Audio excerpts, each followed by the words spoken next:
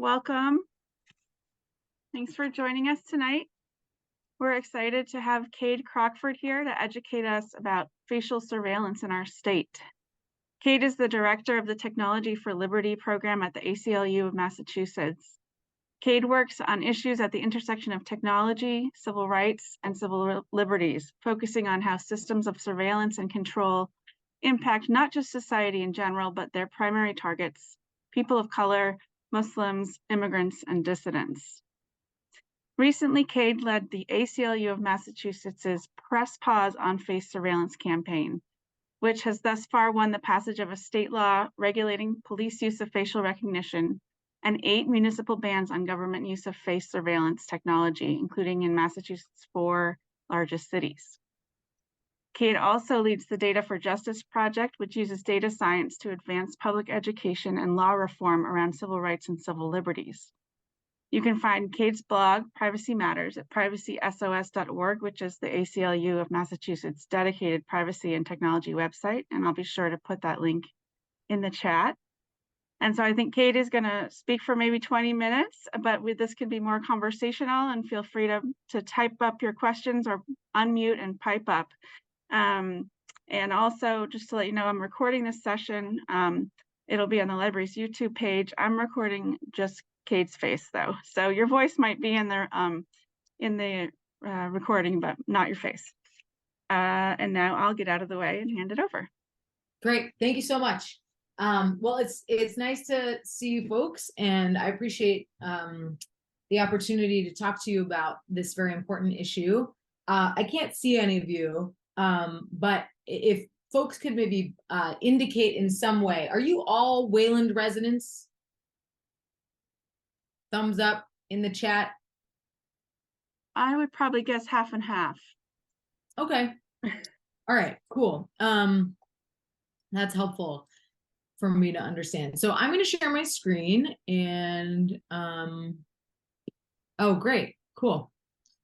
How do I do that? Share screen. Okay. All right.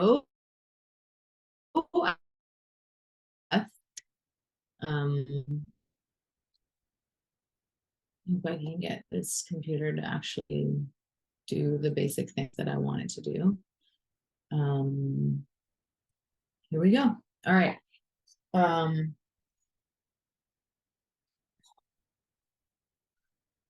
Okay.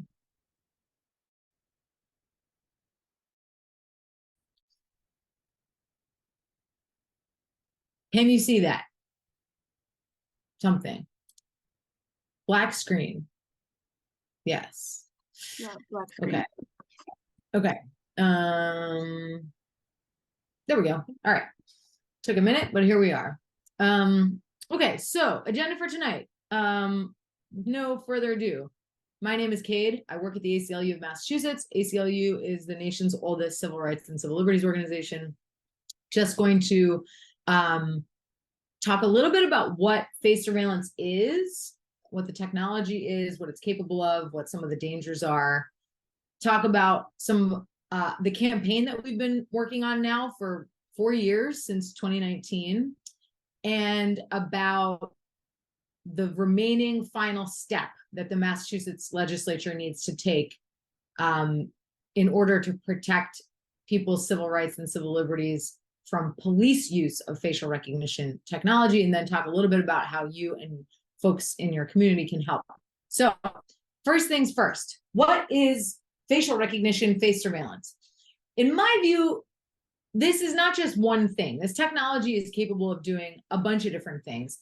And I think it's helpful, at least when we are thinking about government use of this technology, but this also applies to corporate use, to think about it in 3 different ways. One, the technology can be used to do something that I would call like image matching.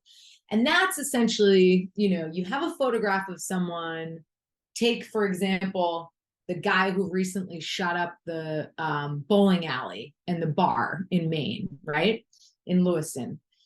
You have a freeze frame from a surveillance camera of somebody's face. Something terrible happens and you want to know who is that person, right? That's what I would call image matching. That's essentially taking a still image, you don't know who that person is, and running that image against a database using facial recognition technology of identified people. So that could be the driver's license database, for example, to try to put a name to a face. So that's the first kind of way that facial recognition can be used. The second is to conduct surveillance. So that's basically to say, not who is this person, but where is this person? So, in that scenario, it would be like, I'm a police officer or an intelligence agency or something, and I want to know where that goddamn journalist is because they've been causing a lot of problems, right? So I enter their information into a computer, and a facial recognition system that's connected to the surveillance camera network, say in a city like New York or Boston, just starts scanning all the faces of the people that walk past the camera, looking for that one particular person.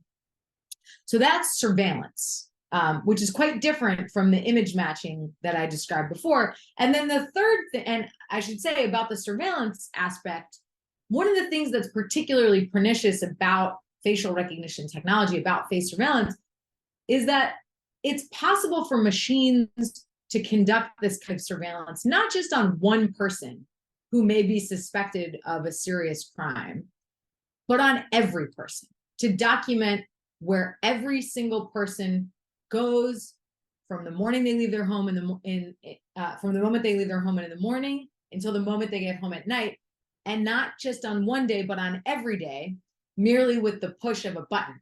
So it's kind of an automation of mass surveillance that enables governments to track not one person, but every person in public.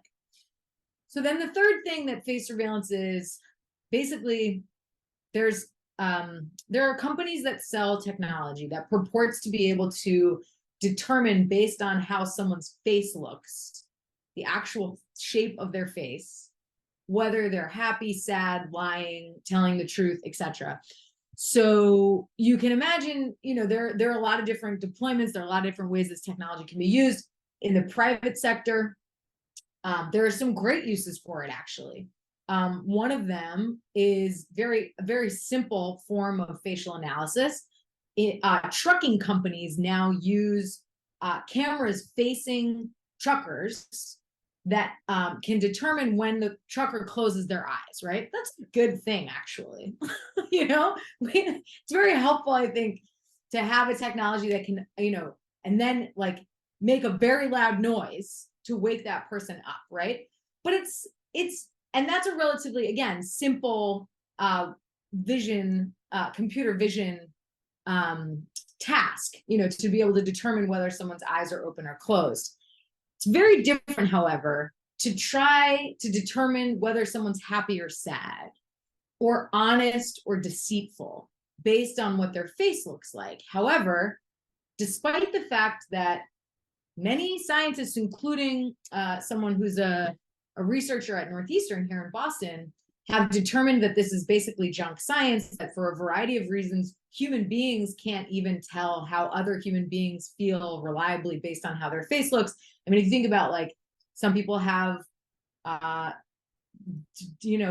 different intellectual disabilities. Some people have autism, right? And may express themselves differently, may show their emotions differently on their faces, or than other people do. And there are cultural differences in terms of how people express their emotions on their faces.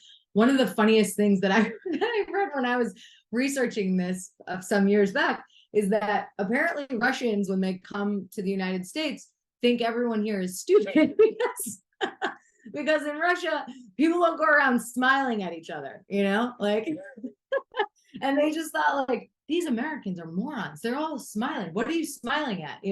So anyway, the point is, there are vastly, different cultural expectations around how people, manipulate their facial muscles, basically. And so the idea that a computer would be able to determine reliably whether someone was telling the truth or lying or happy or sad or whatever based on what their face looks like. It's not possible because we as human beings can't do that, and we're the ones that are training these machines. So in any event, that's the third way that facial recognition, facial surveillance technologies can be used by governments.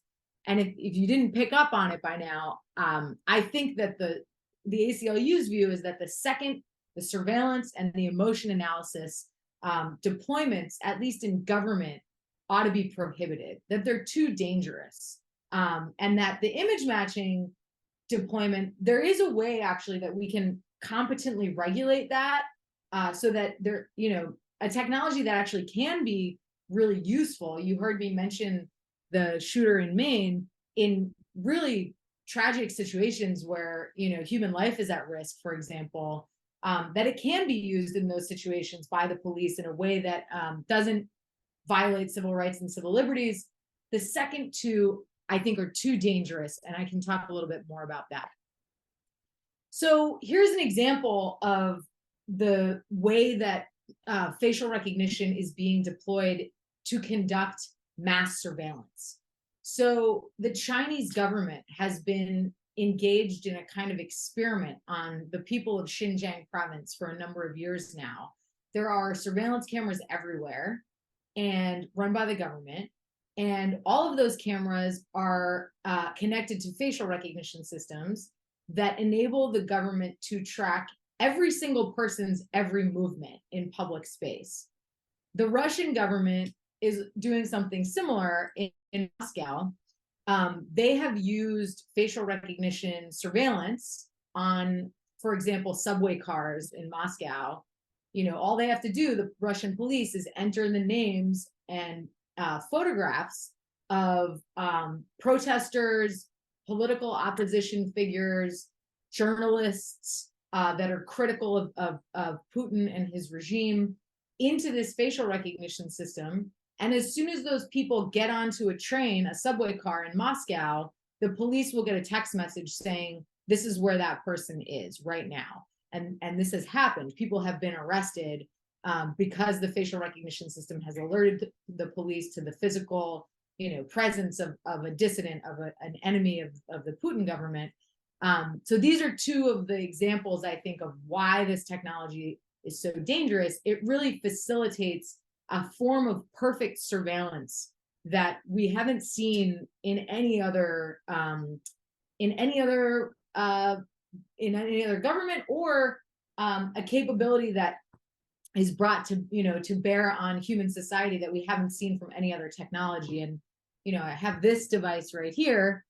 We're also at the ACLU working on a campaign right now about cell phone location information. But the key difference between cell phone location information and facial recognition is that I can't leave my face at home when I want to go to a protest, right? I have to bring it with me everywhere I go. And I may be able to wear a mask, but that means that, I can't drink water if I don't want to, be seen by one of these systems. So it's a form of perfect surveillance that really lends itself to authoritarianism. And for various other reasons that I can get into if folks are interested, I don't think can adequately be regulated in a way that would sufficiently protect civil rights and civil liberties. So what are some of the concerns that we have right now about facial recognition in Massachusetts? First of all, the technology is imperfect. You've probably heard that facial recognition algorithms tend to have, some of them, pretty shocking levels of racial and gender bias actually baked into the technology itself. So there have been a number of studies on this. I won't get into all the details, but suffice it to say, generally, facial recognition algorithms perform more poorly on women, people with darker skin, children, and older people. So that means that really the only demographic that they reliably work for is middle-aged white men. And as you know, that's a tiny minority of the population. So that's a real problem. There have been multiple arrests in the United States of people who were not responsible for those crimes, wrongful arrests, due to A, problems with the algorithms themselves, and B, police misuse and misunderstanding of the technology and its fallibility, all of those people are Black. All of the people that we know of who have been wrongfully arrested due to facial recognition are Black people in the United States. One of them is an ACLU client. This is Mr. Robert Williams. He was arrested in front of his wife and 2 small children for on suspicion of stealing a watch from a fancy watch store in downtown Detroit. He had nothing to do with it. At the police station, when he was being interrogated, the police officer showed him a photo of a surveillance video, a still from a surveillance video, and said that the computer matched him with the face in the picture. So that's how Mr. Williams kind of got the idea that maybe facial recognition was involved. The police did not tell him that. He eventually got in touch with the ACLU, and ACLU lawyers in Detroit found out that, in fact, yes, the police had used facial recognition. That was the only information that led them to Mr. Williams, who had nothing to do with this theft. So he is now suing the Detroit Police Department. He's actually one of 3 Black people currently suing the Detroit Police Department over wrongful arrests due to their completely ham-fisted use of facial recognition technology. There are other issues too, though, besides the racial and gender and age bias problems. There, as I sort of mentioned before, there are threats to our First Amendment rights. We have the right in this country to practice our religion, associate and speak, and engage in political action without the government keeping records of everything that everyone is doing in terms of our political and religious affiliation and expression. This technology directly threatens those rights. It also threatens our right to be our right to privacy. The Supreme Court has recognized in another ACLU case, Carpenter versus United States in 2018, that we have a right to privacy in public. Just because we're walking around on the public streets doesn't mean that we don't have a right to privacy in our movements. In that decision, the court said the government has to get a warrant before asking your cell phone company for information showing where you were last week, last month, last year. And part of the reason that the court came to this conclusion is because they recognized, as we argued, that technology changes things, right? This isn't just like one police officer who, happens to be able to follow someone around because they're investigating them. This is essentially the equivalent of the government being able to follow every single person around, and not just on one day, but again, on every day, and with very, very little money and time expended. So as a result of the that fundamental shift, the Supreme Court recognized a right to privacy in our public movements, and that right to privacy in our public movements is imperiled if the government is using facial recognition technology in the way that the Chinese government, in the way that the Russian government are using them to conduct mass surveillance and track everywhere people go all the time. So how is this technology being used? We started looking at facial recognition technology at the ACLU in Massachusetts in 2019, actually earlier than that, 2018. And we had to sue some government agencies. It was a long, drawn out process, but the long and short of it is that we learned that from, I think it was like 2006, or even earlier than that, 2005 or 2006 to 2021, the Registry of Motor Vehicles had been allowing police in Massachusetts and outside of Massachusetts, including federal agencies like ICE, to send images to folks at the RMV when they wanted an image match search done. So that's that first thing I described, right? Like, we want to know, who is this person? And what we learned was there were hundreds of those searches taking place, that the RMV, which had facial recognition technology for its own licensing purposes, was allowing police to conduct these searches using RMV facial recognition technology, searching against the driver's license database with just an email. That's all it was. It was like, dear RMV, here's a picture. I need to know who this person is. Can you do a facial recognition search? Sure, no problem.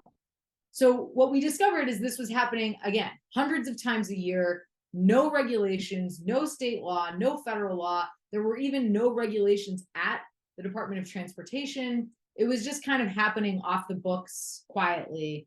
And the police weren't talking about it. So criminal defendants who may have been arrested as a result of this had no idea that this had happened in their cases. So after we learned that, we went to the state legislature, and there was a very long process that took place. So I'm going to get to that in a second. First, I'll just talk a little bit about the campaign. So we launched this campaign in 2019. One of the things that we did before the launch was a poll of Massachusetts likely voters. Probably unsurprisingly, we found that 91% of Massachusetts likely voters supported the government, the state legislature, regulating police use of this technology. Then we started working with local governments. Somerville became the first city in Massachusetts to ban the technology at the local level. We then used Amazon's facial recognition technology and scanned a mugshot database against images of professional athletes in Massachusetts, the Celtics, the Red Sox, the Patriots, and the Bruins, and discovered that 27 of our dear pro athletes were wrongfully matched by Amazon's technology with people in that mugshot database. So that was a sort of, public education stunt that we did just to demonstrate that this technology really has some serious problems. Subsequently, we worked with a bunch of other cities and towns to pass other bans on facial recognition. This was, part of a nationwide movement. So ultimately, 8 communities banned the technology at the local level. And then back to the state legislature. So the police reform legislation that the legislature was working on in 2020, obviously, like, George Floyd was murdered and there were huge protests all over Massachusetts. And the legislature responded, and their response was to send a huge bill, which included very strong and robust facial recognition regulations, to Governor Baker's desk. Governor Baker, unfortunately, threatened to veto the entire bill over this one section on facial recognition. So it looked for a minute like nothing was going to happen. People in the legislature were telling us, I'm sorry, we can't throw the baby out with the bathwater. We need to preserve the other stuff in this bill. And then the Celtics got involved. The entire squad of the Boston Celtics published an op-ed in the Boston Globe in mid-December 2020, a couple weeks before Christmas, saying, Governor Baker, get out of the way. We need regulations on facial recognition. This is a racial justice issue. And would you believe it? It worked. The Boston Celtics have a lot of power, it turns out, a lot more power than I do. So what ended up happening was the governor came back to the negotiating table and worked with the legislature to hash out a compromise. So the compromise did 2 things. One, it created some initial regulations on police use of facial recognition. We have a lot of problems with those regulations. You can see them here. 1, there's no warrant requirement for image matching. 2, there's no prohibition on mass surveillance. 3, there's no requirement that the use of the technology be centralized at one government agency, which in our view will facilitate professionalization and prevent against wrongful, use and, misuse and abuse of the technology. There are no due process protections in the law, and no protections against wrongful arrests. So that said, they do create some protections, which did not exist previously in the law. So it was an improvement over the status quo, but it's not nearly what we need. The second thing that the compromise did was create a special commission to study whether or not there ought to be further reforms. And that commission met for a year under the leadership of your state senator, Jamie Eldridge, and Representative Mike Day. I was a commissioner. There were a lot of people on the commission, folks in law enforcement, folks in government, people in the academic world, the civil rights community, etc. The commission published a report in March of 2022 recommending that the legislature strengthen the law in key ways. basically hitting all the stuff I mentioned before. One, requiring a warrant for police facial recognition searches. So that's the image matching that I talked about. Two, including due process protection. So that would be, ensuring that if you're arrested because police used facial recognition technology in an investigation that led to your arrest, you should be told that, and the government should have to provide information to your attorney about that search and about the technology that was used. So that's really key. That's in the recommendations. Protection against wrongful arrest. We think the due process protections are going to be in some way a protection against wrongful arrest, because if the police know that they're going to have to show evidence of how they use this technology in court in order for a criminal conviction to arise or to stand, then they're likely to be more careful and not make mistakes. The other thing that's in the bill is a clear statement that the results of a facial recognition on their own do not constitute probable cause for arrest. Because one of the things that we've seen in some places is the police just do a facial recognition search, and then they look at the picture and think, yep, that looks like the guy, let's go arrest him, right? No, that is not sufficient. We can see that that does not work, and it leads to very serious civil rights violations. The next thing that the recommendations do is say that the technology ought to be centralized in one unit at the state police, so that we don't have 351 different, facial recognition systems in every city and town across the state with varying levels of technological accuracy and racial bias. And, some police departments have rigorous training and others don't. And, some police departments are very careful about who can access the technology and others aren't. And so at some places, they're looking up pictures of pretty women they see in the bar, etc. To ensure that the technology is not being abused and misused, to do our best to make sure that its use is professionalized, that the people that are conducting these searches have training, understand the limitations of the technology. We think it's important to centralize the technology at the state police. So if the Wayland police wanted a facial recognition search, they could go to a judge, get a warrant, and then take that warrant to the state police with the picture and say, we need you to help us try to identify this person. And then finally, the recommendations say that we ought to prohibit the use of facial recognition technology to conduct mass surveillance and to do what I described as like emotion recognition. So we at the ACLU view these recommendations as a compromise. Our preference was to ban the use of this technology entirely. The police, of course, would prefer that there be no rules whatsoever and they can do whatever they want. This is a kind of middle of the road approach that we think will put Massachusetts on really solid ground, so that the police can use the technology in situations where, they have probable cause that someone's committed a serious crime and they want to identify that person. But there are due process and privacy protections in place to ensure that this doesn't become a horrific nightmare for civil rights. So we're pretty proud that not only does the ACLU endorse these recommendations, but on the commission, there were a slew of people representing a bunch of different offices. Attorney General Maura Healey's designee on the commission voted for these recommendations. The designee even of the Massachusetts State Police voted for these recommendations. The NAACP, the Public Defender's Office, the Mass Bar Association, all these academic experts, etc. So this is a really, a consensus position that we're really excited about and proud of. So where do we go from here? The commission recommendations were released in March of 2022. And very soon after that, in July of 2022, the House passed them in an hugely bipartisan manner in a 149-4 vote. Unfortunately, the Senate didn't take it up. So it was the end of the session. It was literally the last week of the legislative session. There was a lot of stuff going on, and the Senate just didn't get to it. So it was refiled this session by Senate Majority Leader Cindy Cream on the Senate side and Representatives Ramos and Rogers on the House side.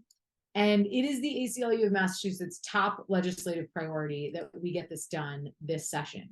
So the final thing that I want to talk about is how people can get involved. So you're not going to see Jamie Eldridge's name on the list of current sponsors because he's the chair of the Judiciary Committee. So I don't think he's going to sponsor the bill, but that's okay. He's been supportive in the past. And so what I would ask you to do if Jamie is your senator is to call him or email him and just tell him that this matters to you and that you want to see the Senate and the legislature do this bill and get it done this session. Maura Healey, her designee, when she on the commission, voted for the recommendations. So it would be very surprising if she did not support this as governor.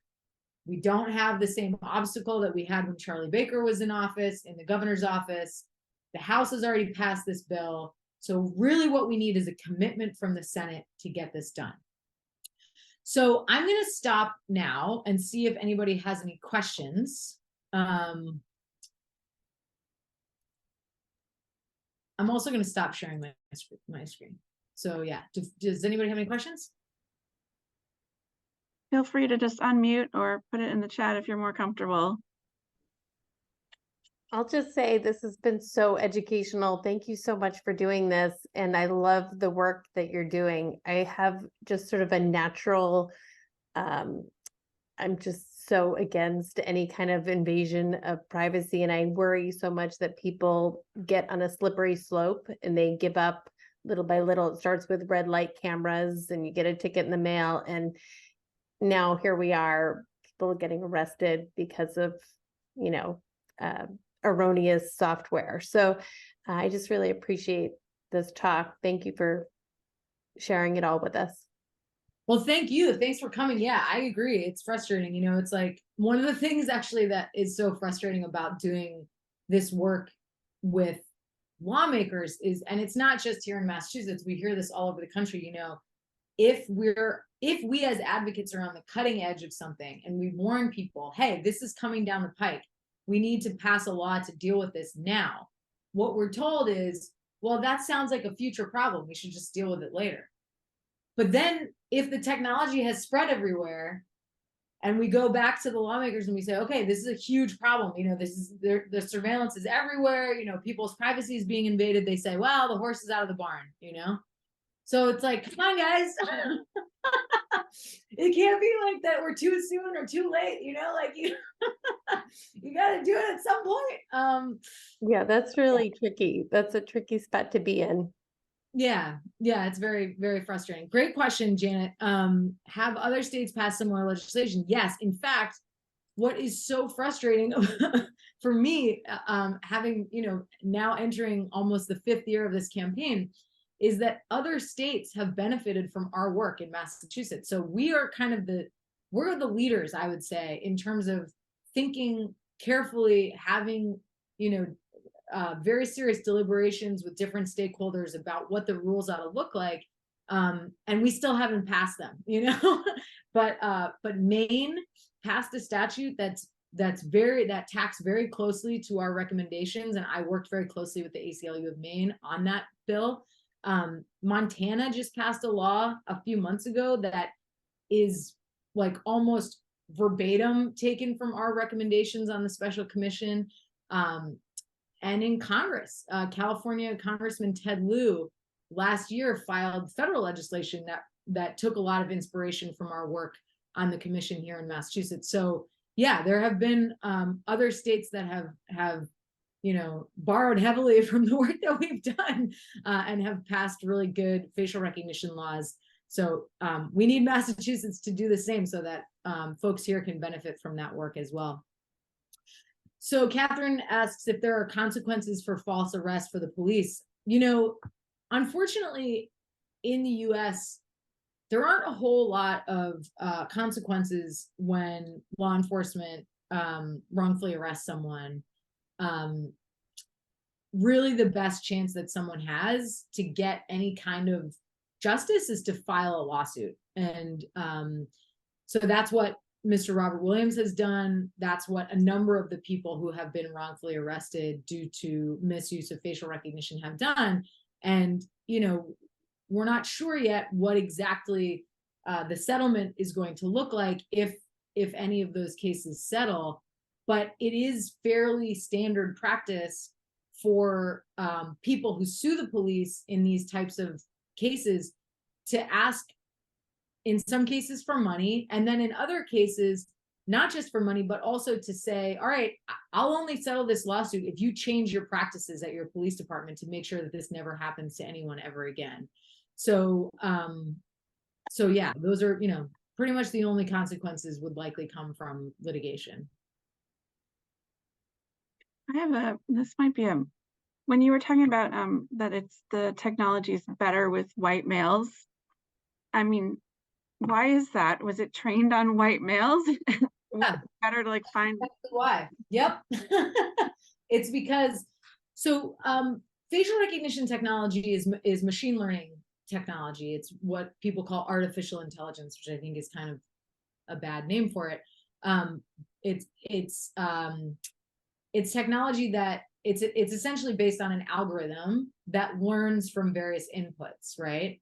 And so the inputs in this case are pictures of people's faces. And what you're pointing to is correct, that too often the companies that develop these technologies have relied on training data sets for their machine learning algorithms that are too white and too middle-aged and too male.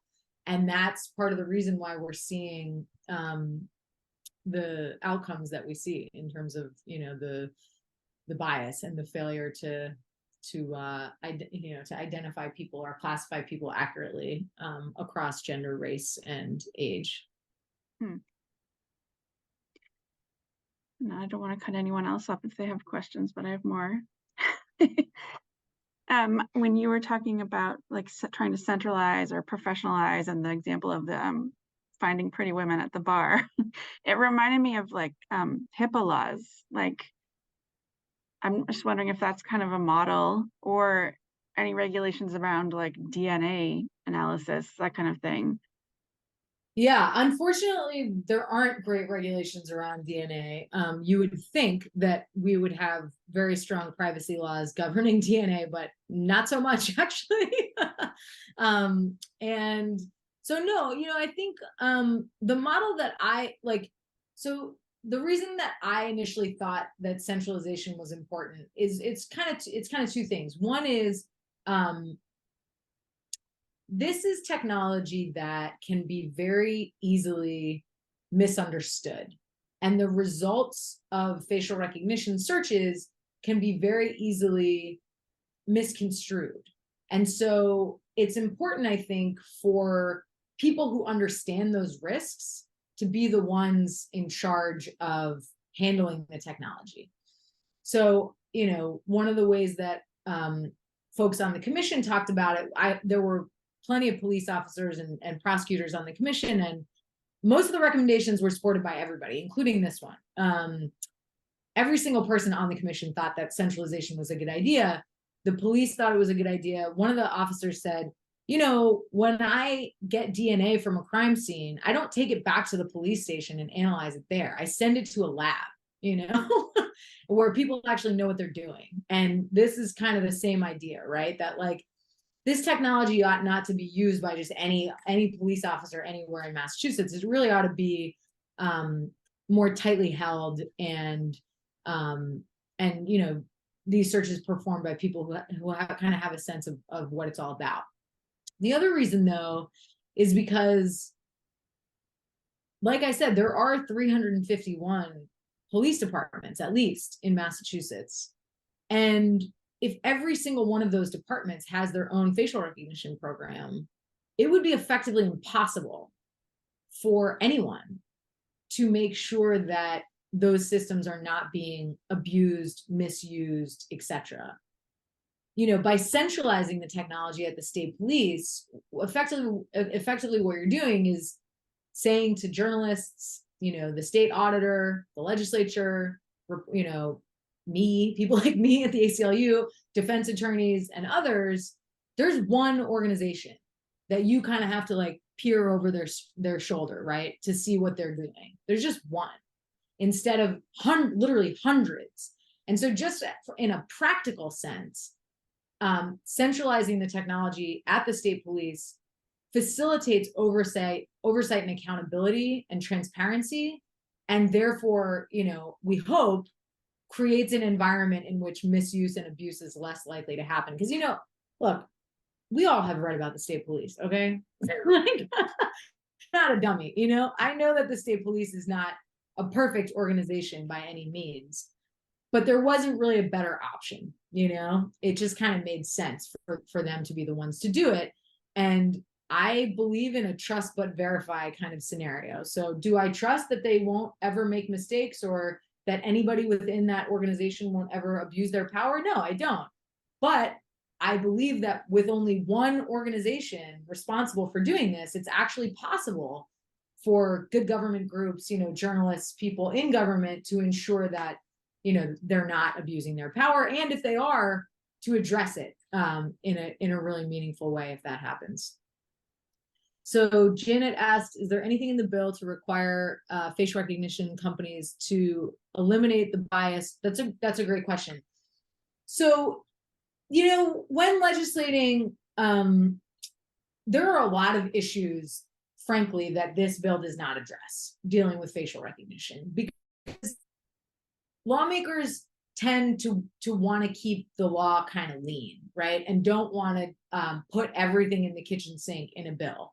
So there is a recommendation in the commission's report and in the legislation that we're supporting related to this issue, but it kind of gives the executive branch authority to make decisions about what software to acquire, and doesn't, stipulate in statute how accurate these systems have to be. So what it says is that the state police can use the registry of motor vehicles system, which, by the way, is made by a company that has an algorithm that consistently performs at the top of the pile. So it's basically the best one available. So they can either use that one, or the Executive Office of Technology Services, which is an executive branch, cabinet position or organization, controlled by the governor, can propose that the state police use additional software, but they have to have a public hearing where they discuss, what that software looks like and the bias issues, etc. So it's a decision that can't be made by the police unilaterally. It has to be made by, people who ostensibly at least have, kind of a better sense of the technology. So it's not a perfect solution. If I were a dictator and I could write the law, I would do it slightly differently, but I think it's better than nothing. And then Catherine asks, will there be training for police in this field before they send it off to others?